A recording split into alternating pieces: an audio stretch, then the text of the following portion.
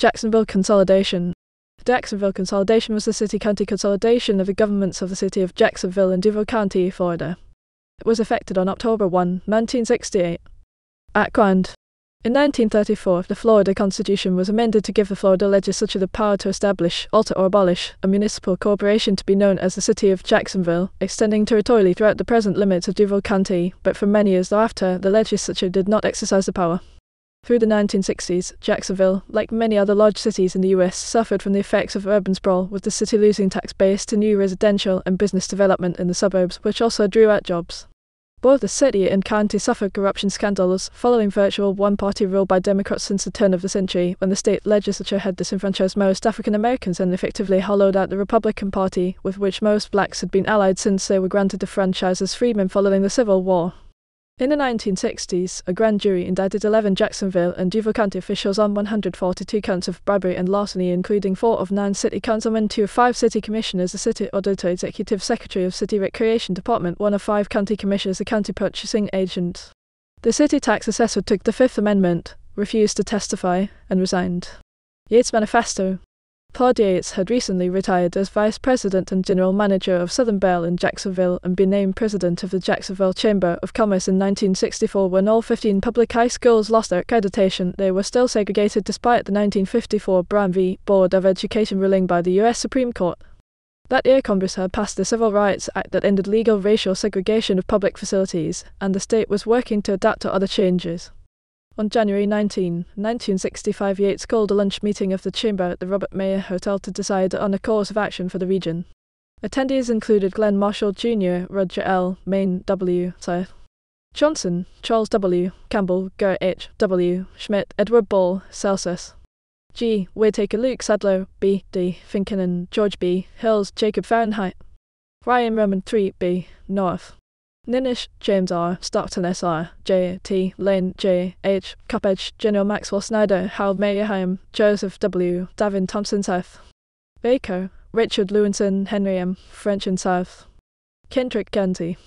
The date was significant as it was the deadline for submitting requests for the upcoming state legislative session. At the time, the legislature met for only 60 days every other year. These business and civic leaders signed a 45-word petition to the Duval County Legislative Delegation, consisting of State Senator John East Matthews and Representative Fred Schultz, that would later be dubbed as the Yates Manifesto. It stated, "We, the undersigned, respectfully request the Duval County Delegation to the Florida Legislature to prepare an enabling act calling for the citizens of Duval County to vote on the consolidation of government within Duval to secure more efficient and effective government under one governmental body. Under the Florida Constitution as it existed at the time, cities and counties had limited home rule powers and often needed special legislation by the Florida legislature to accomplish many objectives. The legislature generally deferred to the decision of the county delegation on whether to enact such special legislation, which gave the county delegation in a particular county great political influence. Following the adoption of a new constitution, effective January 7, 1969, home rule powers of cities and counties were expanded and the influence of the county delegation declined. Commission established. In response, the 1965 Florida legislature created the Local Government Study Commission LGSC. The legislature chose J. Daniel as chairman to design a new government and write its charter. Daniel was known, according to the Florida Times, for his powerful personality, unquestioned integrity, strong leadership, and history of civic involvement. Lex Hester was hired as the executive director of the LGSC. He was a key architect of Jacksonville's consolidated government, transition coordinator, and chief administrative officer following consolidation.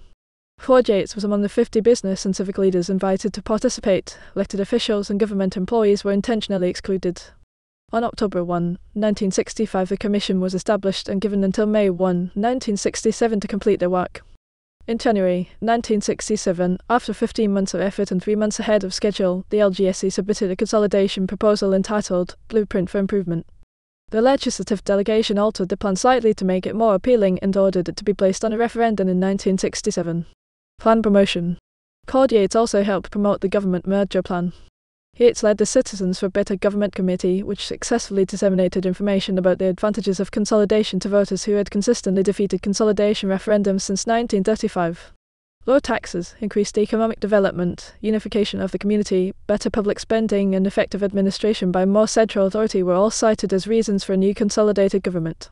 Influential individuals who supported consolidation included Earl M. Johnson, a lawyer, served as secretary of the LGSC.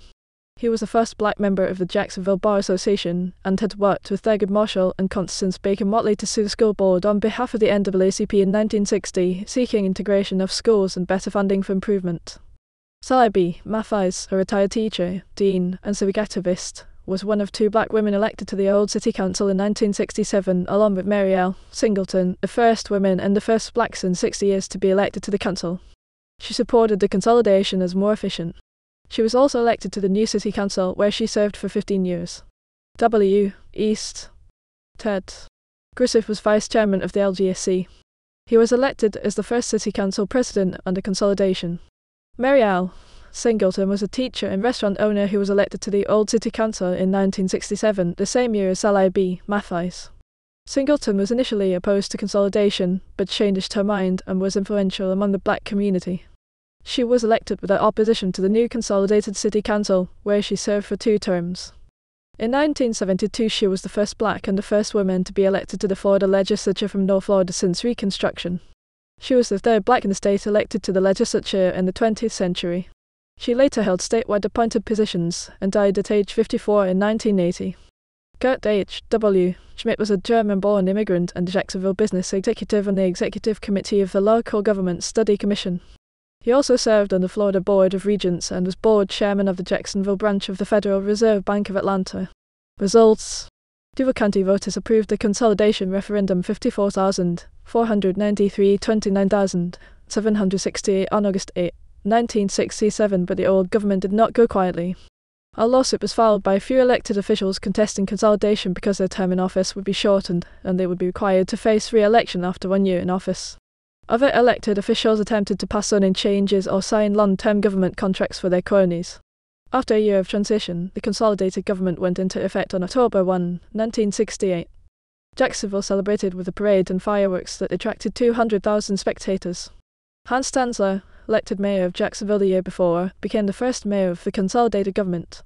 Jacksonville became the largest city by population in Florida and the 13th largest in the United States. According to the Jacksonville Historical Society, the city became the largest city and land area in the entire world, a distinction eventually yielded to Juneau, Alaska. All land in Duval County is considered part of Jacksonville except the 4 independent municipalities of Jacksonville Beach, Atlanta Beach, Netton Beach, and Baldwin. Residents of these towns vote in city elections and are eligible for other services. Jacksonville was the 2nd consolidated government in the state of Florida and one of 10 in the nation.